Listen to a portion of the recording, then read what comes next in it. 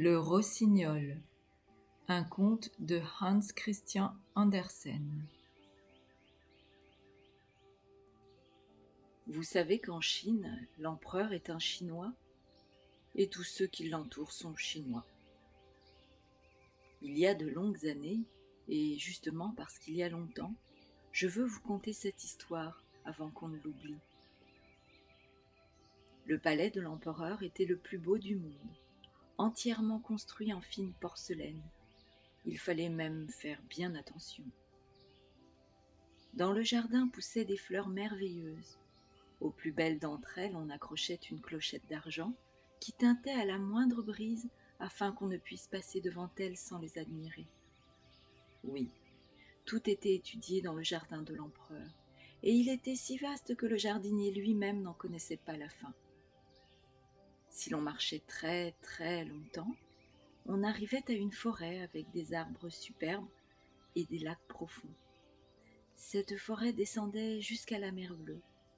Les plus grands navires pouvaient s'avancer jusque sous les arbres, et dans leurs branches vivait un rossignol dont le chant merveilleux charmait jusqu'aux plus pauvres des pêcheurs. Quoiqu'ils eussent bien d'autres soucis, ils restaient silencieux à l'écouter, et lorsque la nuit, dans leur barque, ils relevaient leurs filets, ils s'écriaient « Dieu que c'est beau !» Ensuite, ils devaient s'occuper de leurs affaires, et ils n'y pensaient plus. Mais la nuit suivante, tandis que l'oiseau chantait et que les pêcheurs étaient à nouveau dehors, ils disaient encore « Dieu que c'est beau !»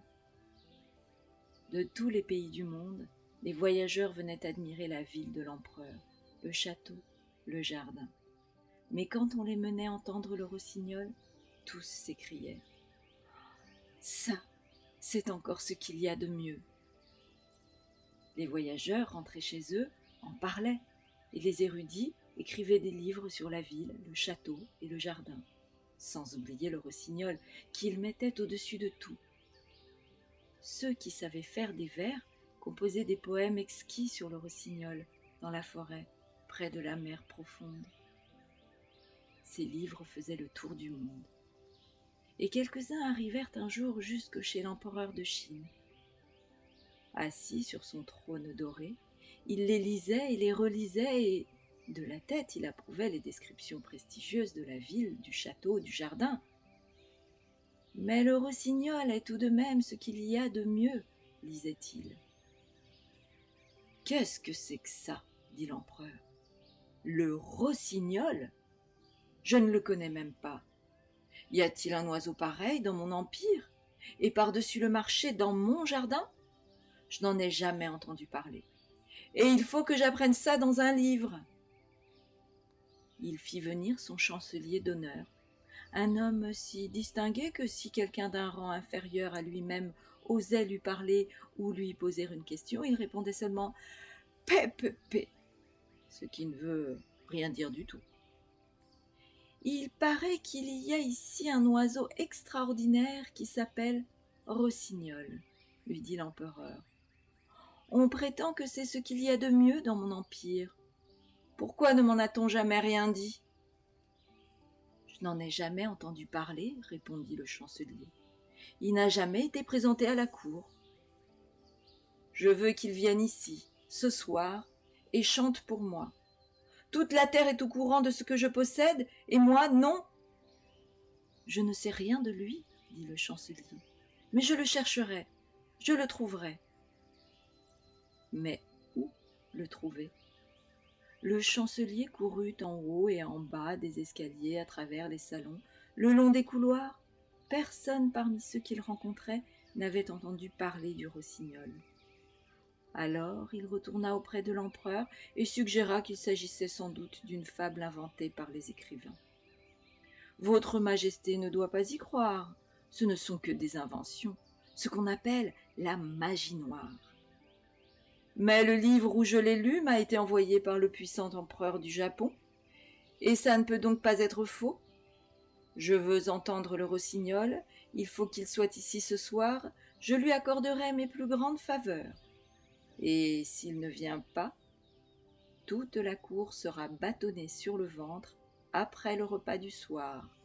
« Tsing Pe » fit le chancelier, et il courut de nouveau en haut et en bas des escaliers, à travers les salons et le long des couloirs. La moitié de la cour le suivait, car il préférait évidemment ne pas être bâtonné sur le ventre. Ils s'enquéraient tous du merveilleux rossignol, connu du monde entier, mais de personne à la cour. Enfin, ils trouvèrent dans la cuisine une petite fille pauvre. « Oh Dieu, dit-elle, le rossignol, je le connais, il chante si bien. J'ai la permission d'apporter chaque soir à ma mère malade quelques restes de la table. Elle habite au bord de la mer, et quand je reviens, je suis fatiguée. Je me repose dans la forêt et j'écoute le rossignol. Les larmes me viennent aux yeux, c'est doux comme un baiser de ma mère. »« Petite fille de cuisine, dit le chancelier, tu auras un engagement et le droit de regarder l'empereur manger si tu nous conduis auprès du rossignol, car il est convoqué pour ce soir. » Alors, ils partirent vers la forêt où le rossignol avait l'habitude de chanter. La moitié de la cour était de la partie. Sur la route, une vache se mit à meugler. « Oh !» dit un des gentilshommes, « nous le tenons cette fois. Quelle force extraordinaire dans une si petite bête. Je suis certain de l'avoir déjà entendu. »« Non, ce sont seulement les vaches qui meuglent, dit la petite. Nous sommes encore loin. » Les grenouilles coassaient dans le marais. « Ravissant, dit le chapelain chinois du palais. Maintenant, je l'entends. On dirait des petites cloches d'église. »« Non, ce sont seulement les crapauds, dit la petite fille. Mais je crois que nous allons l'entendre bientôt. » Soudain, le rossignol se mit à chanter. « C'est lui! Écoutez, écoutez !»« Et le voilà !» dit la fillette en montrant du doigt un petit oiseau gris dans le feuillage. « Pas possible, dit le chancelier. Je ne me le serais jamais représenté ainsi. Comme il a l'air ordinaire, il a dû perdre ses couleurs de frayeur en voyant tant de hautes personnalités chez lui. »« Petit rossignol !» cria très fort la petite fille. « Notre gracieux empereur voudrait que tu chantes pour lui. »« Avec le plus grand plaisir, » répondit le rossignol. Et il chanta. C'en était un délice. « C'est comme des clochettes de verre, » dit le chancelier. « Regardez-moi ce petit gosier comme il travaille. C'est extraordinaire que nous ne l'ayons jamais entendu. Il aura un grand succès à la cour. »« Dois-je chanter encore une fois pour mon empereur ?» demandait le rossignol qui croyait que l'empereur était présent. « Mon excellent petit rossignol, lui dit le chancelier, j'ai le grand plaisir de vous inviter pour ce soir à une fête à la cour où vous charmerez sa majesté impériale par votre chant. »« Il fait bien meilleur effet dans la verdure, dit le rossignol. Mais il les suivit de bonne grâce parce que c'était le désir de l'empereur. On fit de grands préparatifs au château. Les murs et les parquets de porcelaine étincelaient à la lumière de plusieurs milliers de lampes d'or. Les plus belles fleurs garnissaient les couloirs, on galopait au milieu des courants d'air, et tout d'un coup, les pendules se mirent à sonner, on ne s'entendait plus. Au milieu de la grande salle où était assis l'empereur, on avait installé un perchoir d'or sur lequel le rossignol devait se tenir. Toute la cour était présente, et la petite fille avait eu la permission de rester derrière la porte, car elle avait reçu le titre de vraie cuisinière. Tous portaient leurs habits de cérémonie, et ils regardaient le petit oiseau gris auquel l'empereur souriait. Le rossignol chanta si merveilleusement que l'empereur en eut les larmes aux yeux. Les pleurs coulaient même le long de ses joues. Alors, l'oiseau se surpassa. Son chant allait droit au cœur. Le roi en était ravi. Il voulait que le rossignol reçût la grande décoration de la pantoufle d'or pour la porter autour de son cou. Le petit oiseau remercia poliment, mais se trouvait déjà assez récompensé. J'ai vu des larmes dans les yeux de mon empereur. C'est mon plus riche trésor, dit-il. Les larmes d'un empereur ont un inestimable pouvoir. Et il chanta encore une fois de sa douce voix. C'est la plus charmante coquetterie que je connaisse, disaient les dames.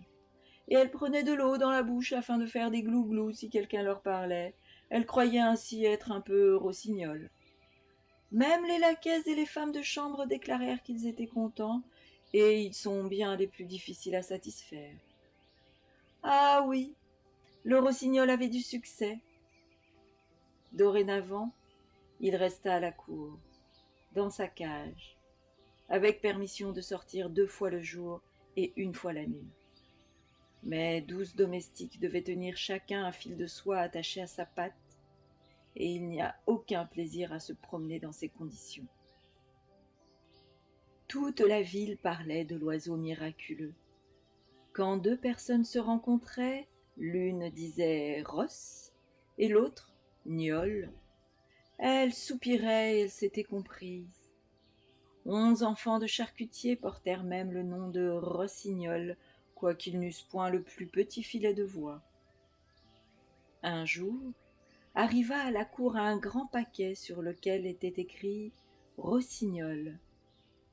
« Voilà un nouveau livre sur notre célèbre oiseau, pensa l'empereur. Mais ce n'était pas un livre, c'était une petite œuvre d'art. Dans une boîte, il y avait un rossignol mécanique qui aurait pu ressembler à l'autre, mais qui était incrusté sur tout le corps de diamants, de rubis et de saphirs. Dès que l'on remontait l'automate, il chantait comme l'oiseau véritable, sa queue battait la mesure et étincelait d'or et d'argent. Autour de son cou, il portait un petit ruban sur lequel était écrit « Le rossignol de l'empereur du Japon est peu de chose à côté de celui de l'empereur de Chine. »« Charmant !» s'écrièrent-ils tous. Et celui qui avait apporté cet oiseau reçut aussitôt le titre de grand livreur impérial de rossignol. Alors, on voulut faire chanter les 2 oiseaux ensemble. Mais ça n'allait pas très bien.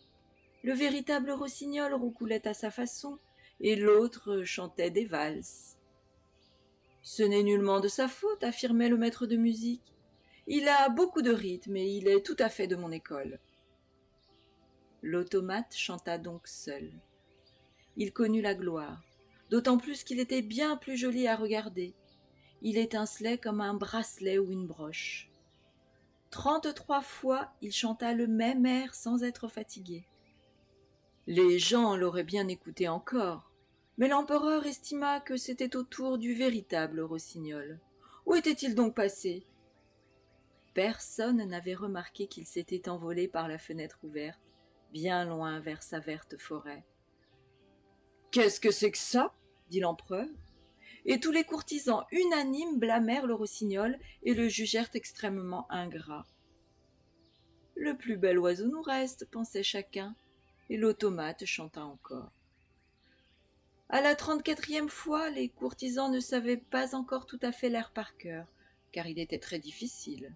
Cependant, le maître de musique vantait l'automate, affirmant qu'il était bien supérieur au véritable oiseau, non seulement par sa robe et les merveilleux diamants, mais aussi par sa mécanique intérieure.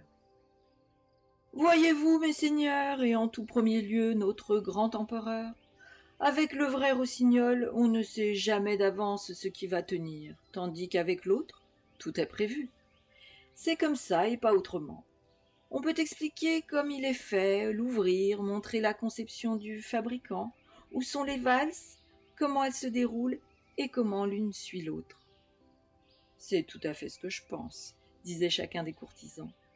Le maître de musique eut même la permission de montrer l'oiseau le dimanche suivant au peuple, car l'empereur désirait que tous l'entendent. Le peuple l'entendit, il y trouva autant de plaisir qu'à s'enivrer de thé, ce qui est très chinois. Il approuvait de la tête en levant en l'air le doigt qui s'appelle licheur de peau. Cependant, les pauvres pêcheurs qui avaient l'habitude d'entendre leur petit oiseau de la forêt disaient « C'est joli, ça ressemble, mais il y manque je ne sais quoi. » Le vrai rossignol fut banni du pays et de l'Empire. Maintenant, l'oiseau mécanique trônait sur un coussin près du lit impérial. Tous les cadeaux qu'il avait reçus, or et pierreries, étaient rangés tout autour de lui, et il avait le titre de grand chanteur de la table de nuit impériale numéro 1 du côté gauche. Car l'empereur considérait le côté gauche comme le plus important, le cœur étant à gauche, même chez un empereur. Le maître de musique écrivit 25 volumes sur l'oiseau mécanique, si érudit et si long, en employant les mots chinois les plus terriblement difficiles, et les gens affirmaient les avoir lus et les avoir compris. Autrement, ils auraient passé pour stupides et auraient reçu la bastonnade sur le ventre. Un an passa. L'empereur, la cour et tous les Chinois savaient par cœur chaque son sorti de la gorge du petit animal. Mais ils n'en étaient que plus satisfaits. Ils pouvaient chanter avec lui. Les gamins sifflaient, et l'empereur aussi. C'était vraiment charmant. Mais un soir, l'automate chantait. L'empereur était couché dans son lit et l'écoutait. Tout à coup, à l'intérieur de l'oiseau, il se fit un couac. Quelque chose sauta. Brrr. Toutes les roues tournèrent un instant et la musique s'arrêta. L'empereur sauta du lit, fit appeler son médecin, mais qu'y pouvait-il? Alors on fit venir l'horloger, et après bien des paroles et des examens sans fin, il réussit à réparer tant bien que mal la mécanique, mais il prévint qu'il fallait beaucoup l'aménager, car les pivots étaient très usés, et il n'était pas capable de les remplacer. Quelle déception! L'oiseau mécanique ne chanta plus qu'une fois par an, et encore. Mais le maître de musique fit un petit discours plein de mots très difficiles pour expliquer que c'était aussi bien ainsi. Alors, c'était aussi bien ainsi. 5 ans passèrent, et tout le pays eut un grand chagrin. Au fond, chacun aimait l'empereur. Et maintenant il était très malade, au point de ne pas survivre, disait-on. Un nouvel empereur était déjà élu, que les gens descendaient encore dans la rue pour demander au chancelier comment allait leur cher empereur. « Pé, faisait-il en hochant la tête. Blême et glacé, l'empereur gisait dans son grand lit magnifique, et toute la cour, le croyant mort, s'empressait de saluer son successeur. Les serviteurs couraient au dehors commenter l'événement. Les femmes de chambre donnaient une réception et offraient le café. Dans les salons et les couloirs, des tapis amortissaient le bruit des pas.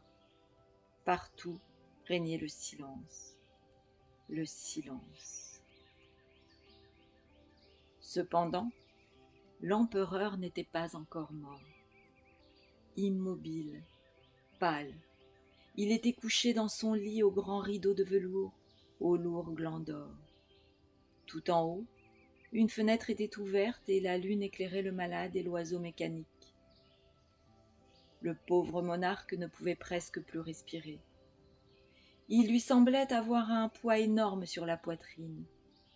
Il ouvrit les yeux et vit que c'était la mort qui était assise là. Elle avait mis sa grande couronne d'or et tenait d'une main son sabre d'or, de l'autre son splendide drapeau. Tout autour d'elle, dans les plis des grands rideaux de velours, des têtes étranges perçaient, les unes hideuses, les autres gracieuses et aimables. C'étaient les mauvaises et les bonnes actions de l'empereur qui le regardaient, maintenant que la mort était assise sur son cœur. « Te souviens-tu de cela ?» murmurait-elle. « Te souviens-tu de ceci encore ?» Et elle lui racontait tant de choses que la sueur lui perlait sur le front.